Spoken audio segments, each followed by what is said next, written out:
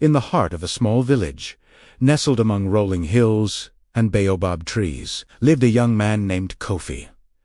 From a young age, Kofi's heart beat to the rhythm of the drums his grandfather played. The old man's hands, weathered by time, could make the gems sing tales of ancient kings and spirits of the forest. Kofi watched, mesmerized, dreaming that one day his own hands would carry on that legacy. But Kofi's father, a practical man named Abibi, saw no future in drumming. He believed that the only path to a good life was through tilling the land, just as their ancestors had done for generations. "The soil feeds us.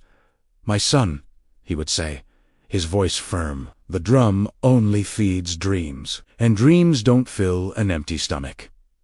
So Kofi spent his days under the hot sun, his hands calloused from the hoe, his back aching from the labor. He worked hard, never complaining, but his spirit felt heavy. In the evenings, while others rested, Kofi would sneak away to the old baobab tree at the edge of the village. There, he would practice on a small, worn-out drum his grandfather had given him before he passed. He would close his eyes and let his fingers dance, an unspoken conversation between his soul and the stretched goatskin. The rhythms came to him like whispers on the wind, some joyful, some sorrowful, all of them his own. One day, news arrived in the village that the annual Festival of Arts was to be held in the nearby city. It was a grand event where artists from all over the region would showcase their talents. The grand prize was a scholarship to the prestigious National Academy of Music.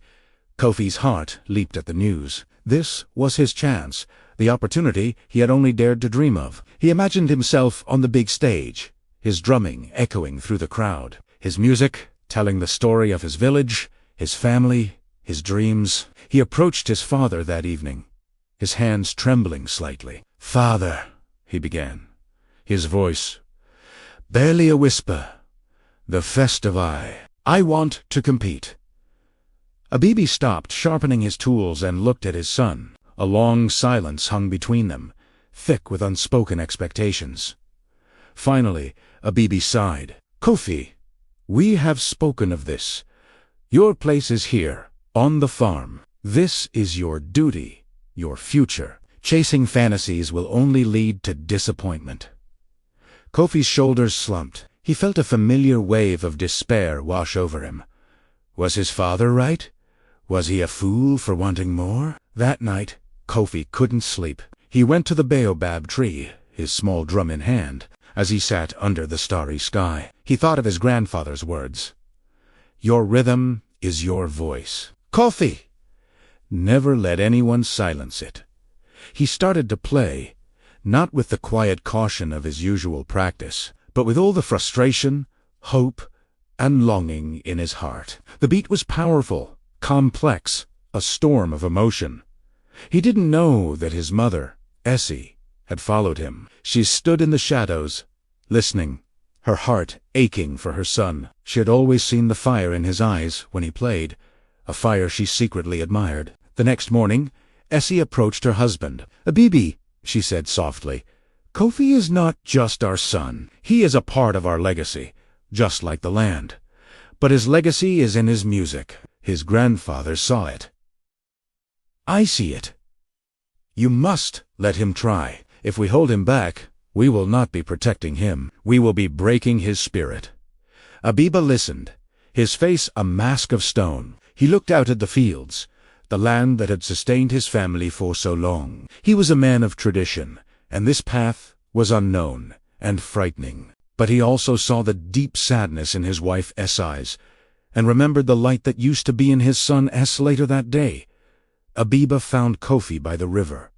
He didn't say a word. Instead, he held out a small leather pouch. Inside were the few coins he had saved. "The bus to the city leaves at dawn," he said, not meeting Kofi's eyes. "Do not dishonor our family name." Kofi stared at his father, speechless. It wasn't a blessing, not exactly, but it was permission. It was a chance. Tears welled up in his eyes as he hugged his father tightly. "Thank you, Father. I will not fail." The journey to the city was a blur of new sights and sounds. The city was a sprawling, chaotic, vibrant place, so different from his quiet village. Kofi felt small and insignificant. When he arrived at the festival, he was awesome. The stage was bigger than he had ever imagined, and the other competitors looked so confident, their instruments polished and new. His own small drum looked pathetic in comparison. Doubt began to creep back in, a cold snake coiling in his stomach. What was he doing here? He was just a village boy with a worn-out drum. He found a quiet corner to practice, but his hands felt stiff, his mind blank. He could hear the other musicians, their melodies intricate and flawless.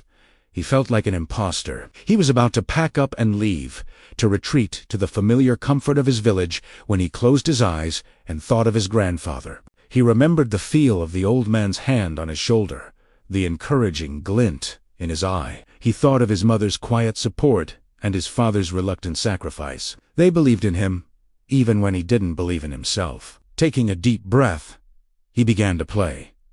He didn't try to imitate the others. He didn't try to be flashy or technical. He just played from his heart. He played the rhythm of the falling rain on the thatched roofs, the rhythm of the women pounding yam, the rhythm of the children's laughter. He played the story of his village, of his family, of his journey. It was a sound that was raw, honest, and full of life. A small crowd started to gather, drawn by the unique and soulful beat. When his turn came to perform on the grand stage, Kofi was no longer afraid. The lights were bright, and the audience was a sea of faceless strangers. But he wasn't playing for them. He was playing for his grandfather, for his parents, for his village, and for the boy who used to hide under the baobab tree. He closed his eyes and let the music take over. His hands moved with a speed and precision that surprised even him. The drum became an extension of his body. His voice, the rhythm flowed out of him, a powerful river of sound that told a story of struggle, of hope, of a dream that refused to die. He poured every ounce of his being into that performance. He played the anger of being misunderstood, the sorrow of a constrained spirit, and the explosive joy of finally being free. The music built into a thunderous crescendo, a vibrant tapestry of beats that was both ancient and new. When the final beat echoed into silence, the auditorium was completely still for a moment. Then the applause erupted. It started as a trickle and grew into a roar, a standing ovation that washed over him like a warm wave. He opened his eyes, breathless and sweating, and saw a sea of smiling faces. He had done Italiano. He had made them listen. Kofi didn't win the grand prize that day. The scholarship went to a classically trained pianist from a wealthy family. For a moment, a pang of disappointment hit him. But then he looked at the judges, one of whom was a world-renowned The man caught his eye and gave him a slow, respectful nod.